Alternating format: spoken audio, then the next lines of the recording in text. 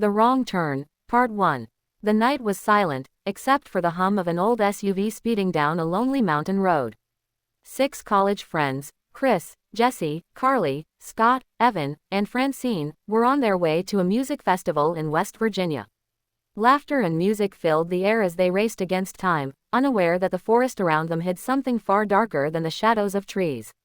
Chris Flynn, a medical student, had taken a shortcut after a long day.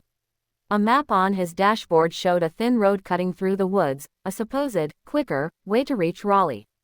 His radio signal died as the road narrowed. Up ahead, a wreck blocked the path, 2 cars smashed in a brutal collision. Smoke rose faintly from one of them. When Chris stepped out to check, he saw spikes made from barbed wire stretched across the road. Someone had set a trap.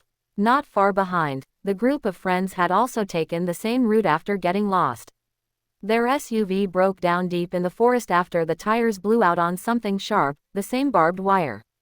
They had no idea that their paths were about to cross in a nightmare they could never escape.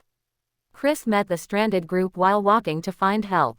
Suspicion turned to uneasy alliance as they followed a dirt trail deeper into the forest. The trees grew thicker, and a foul smell began to fill the air. Then they saw it. An old cabin standing crookedly in a clearing, surrounded by animal bones and rusted tools. The group hesitated, but desperation won over fear. They entered the cabin, hoping to find a phone. Inside, the silence was unbearable. On a wooden table lay half-eaten meat, flies buzzing above it. In the next room, jars filled with human body parts lined the shelves. Francine screamed. They realized too late, this wasn't a hunter's cabin. It was home to killers. Before they could escape, the sound of a truck roared outside. Chris signaled everyone to hide. Through a crack in the door, they saw them, 3 monstrous, deformed men dragging a body into the cabin. Their laughter was guttural and cruel. The friends watched in horror as the cannibals butchered their victim. Blood splattered the floor. The smell of death was everywhere. When the killers fell asleep, the group tried to sneak out, but Francine's foot hit a creaky board. One of the mutants opened his eyes. Panic erupted. They fled into the forest, chased by screams and the sound of axes slicing through the air. Scott and Carly ran one way, Chris, Jesse, and the others another. Branches whipped their faces as they ran blindly, trying to outdistance the monsters that knew the woods better than anyone. By dawn, half the group was gone. Evan and Francine were captured, their cries echoing through the forest before falling silent. Chris and Jesse, exhausted and terrified, stumbled upon an old watchtower.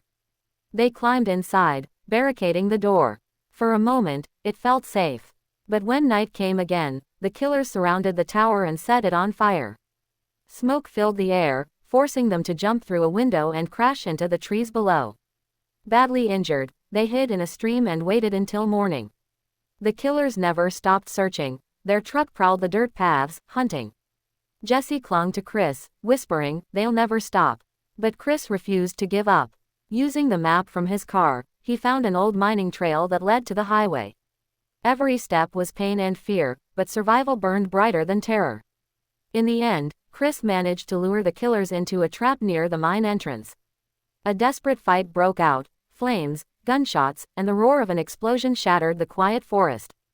Chris pulled Jesse from the wreckage as the cabin burned behind them.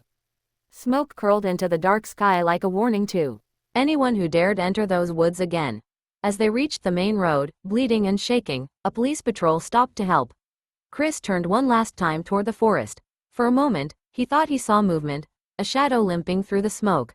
The nightmare wasn't over. Somewhere in those cursed trees, evil still breathed. The wrong turn had changed everything.